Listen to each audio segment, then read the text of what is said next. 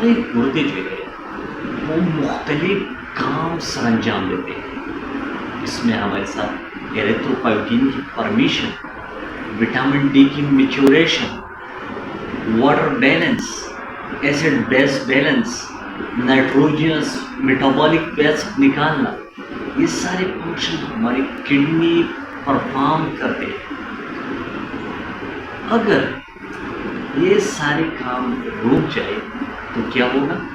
Renal failure ہے. اور renal failure ہمارے ساتھ ایک پیتھوفیزیولوجیکل کنڈیشن. پیتھوفیزیولوجیکل کنڈیشن وہ کنڈیشن ہوتا ہے جب ایک ڈیزیز کی وجہ سے کڈنی ایب نارمل فنکشننگ سٹارٹ کرے. So this is called the pathophysiological condition.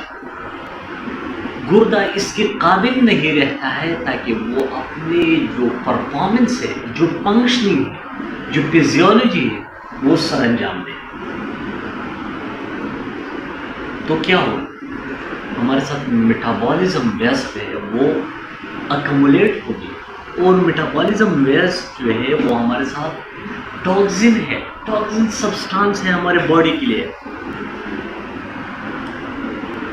اب آتی ہے اس کے اقسام کی طرف. رینل فیلئر کو ہم کڈنی فیلئر بھی بولتے ہیں، اور اس کی دو اقسام ہیں: acute renal failure and chronic renal failure.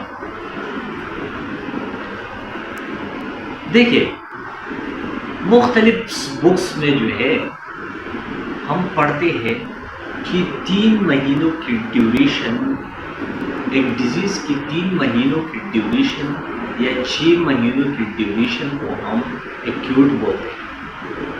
لیکن میرے ریسرچ کے مطابق ہر ڈیزیز کا ایکیوٹ ڈیوریشن الگ الگ ہوتا ہے. اب رینل فیلئر یا ایکیوٹ رینل فیلئر میں کیا ہوتا ہے؟ اس میں سڈنلی ابراپٹلی کیا ہوتا ہے،